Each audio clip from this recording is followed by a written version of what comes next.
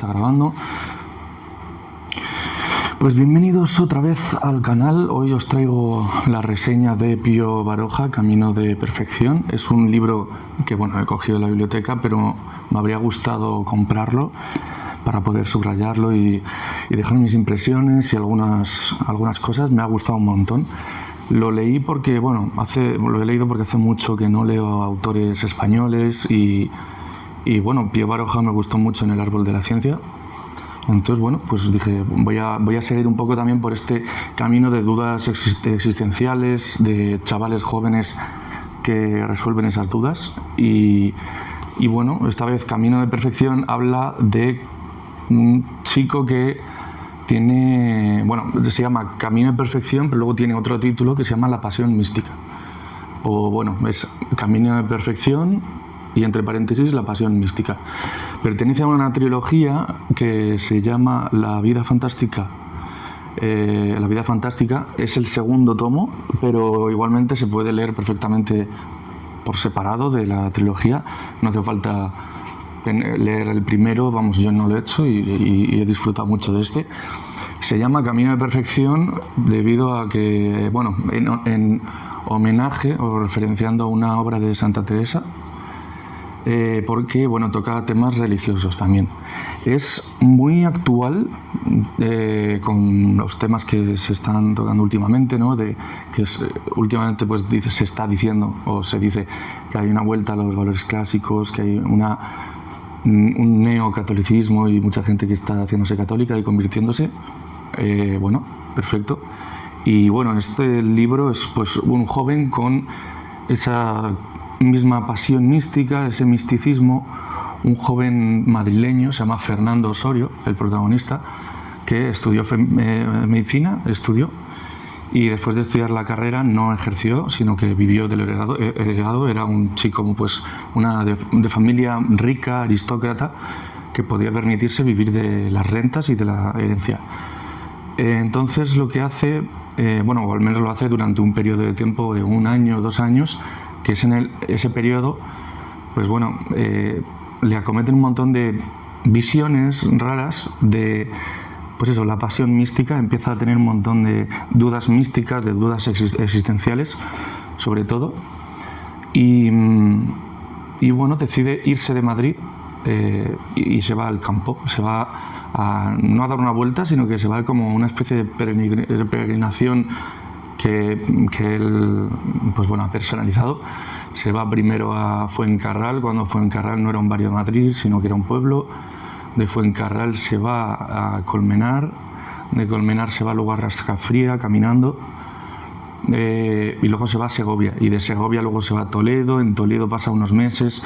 La verdad que está muy bien el libro, me ha encantado. Es un libro de viajes, pero también un libro de viaje tanto interior como exterior.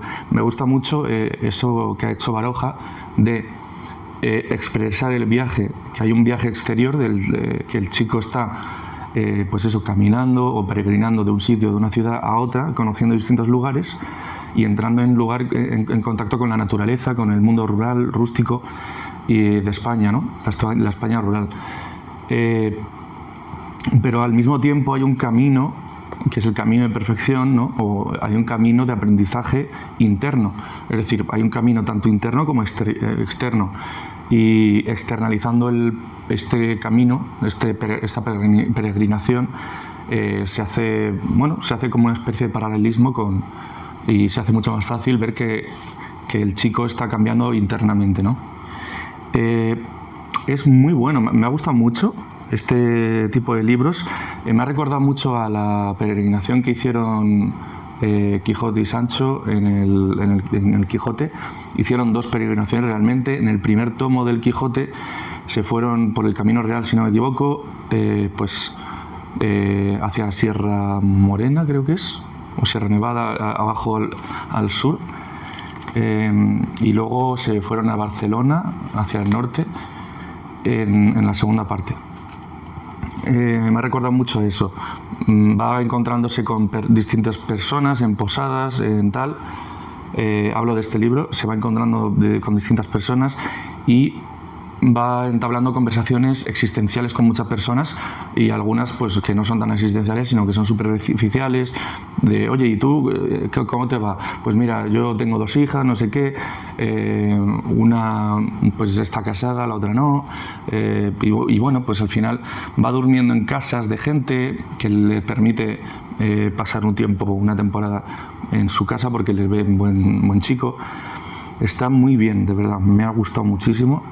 Lo compararía con El árbol de la ciencia en muchas cosas, sobre todo pues ese existencialismo, esa búsqueda de respuestas. Me ha encantado, es una lectura increíble, y me ha gustado mucho también leer cosas de España y de antigua, porque está escrito en 1902. Habla del Madrid de 1902, cuando la castellana estaba sin asfaltar. Te habla de que, por ejemplo, Nuevos Ministerios o Cuatro Caminos eran las afueras de Madrid.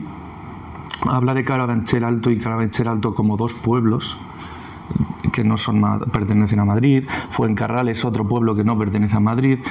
Es maravilloso. Habla de, pues eso, de rebaños de ovejas y de cabras pasando por la castellana, que eso es imposible a día de hoy. Menciona algunos monasterios, algunas construcciones que tal vez no a día de hoy no existan, porque lo he estado buscando. Pero bueno, es un libro muy bueno. Os se lo recomiendo a cualquiera que esté pasando por esa época o etapa de vacío existencial, dudas existenciales. Yo creo que la vida es un camino así, ¿no? Es un camino de perfección, ese camino que nos va moldeando a base de hostias y a base de, pues bueno, de la vida misma, a base de tanto del placer y el dolor, nos va moldeando hasta que somos viejos, y la persona no es algo, en plan, yo no veo al sujeto como algo estático, sino que lo veo como algo completamente, pues eso, que es dinámico, que se va, que una persona, odio cuando alguien dice ya no puedo cambiar, soy muy mayor, ya no puedo cambiar. Mentira, puedes cambiar. Tiene mucha influencia de Nietzsche en cuanto a lo de Dios ha muerto y tal, y de este señor Schopenhauer. Me encantó este libro, tengo que leerme el segundo, pero muchísimo. Habla de la voluntad, habla de la voluntad como si fuese un casi Dios, ¿no? No protodios, sino como una especie de Dios, de la voluntad general, de que todos somos criaturas de esa voluntad. Muchos valores filosóficos de Nietzsche, de Schopenhauer, se ve mucha influencia, y se ve mucho culto o mucha admiración hacia los valores góticos o románticos, más bien. Hay una especie de romanticismo en lo estético. ¿A qué me refiero con esto? Pues que, bueno, pues el autor lee a Santa Teresa, a San Agustín de Hipona, no sé, le gusta mucho la estética de Toledo, los monasterios, las catedrales, todo lo que pertenece a la religión. Le da, cuadros del Greco. El Greco, habla mucho del Greco cuando está en Toledo, sobre todo, porque el Greco también pasó una temporada ahí en Toledo. Entonces habla mucho de esas cosas, y esas cosas tienen en común, pues, que es la estética de la religión, ¿no? Y pues eso, una atracción hacia la estética de la religión. Está muy bien, de verdad, es un librazo. Yo se lo recomiendo a cualquier persona. Como acercamiento a Pío Baroja, yo recomendaría primero El árbol de la ciencia, y si queréis seguir, este es muy bueno. Yo he seguido con este, y vamos, es una trilogía, no tiene nada que ver con... Bueno, no lo sé, no he leído los otros 2, pero este está en medio, el segundo de una trilogía que se llama se llama La vida fantástica, ya os lo he dicho todo esto.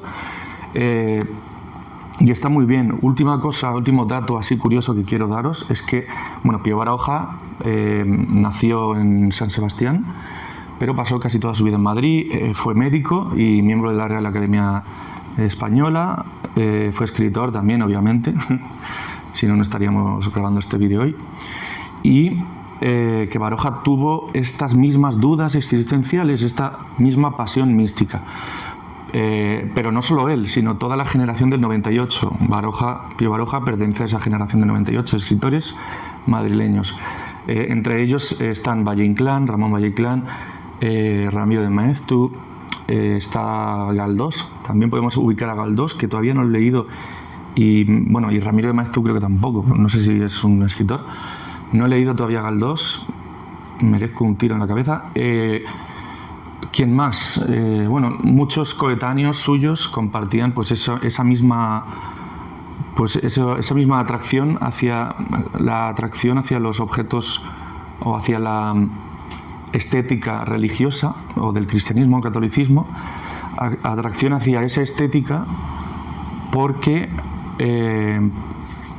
no tuvieron, se ve que fue una generación que tuvieron una educación tanto en su niñez como en su adolescencia, una educación laica, no fue una educación religiosa. Entonces pues luego les llama la atención al no haberse educado en la religión les llama después y lo valoran como un posible camino a seguir en esta senda que es la vida, ¿no? Hay distintas, ellos lo contemplan como es un libro que me ha encantado, reseña así rápida, no hay mucho más que decir, muy subrayable y lo recomiendo de verdad.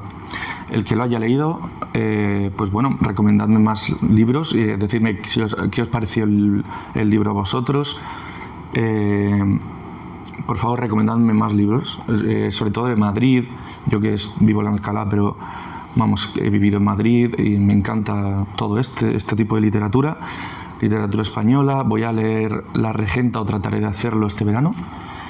Y nos vemos en el siguiente vídeo, en el siguiente vídeo reseña. A partir de ahora el canal va a ser más de vídeo reseñas, más de libros solitariamente, ¿sabes? Libros aislados, porque no quiero que se convierta en vídeos de media hora y tal, del wrap-up, de lo que he leído en mayo y tal, porque al final se convierten en libros, en vídeos muy largos que son infumables y nada, me ha encantado. Ya os digo que son 330 páginas.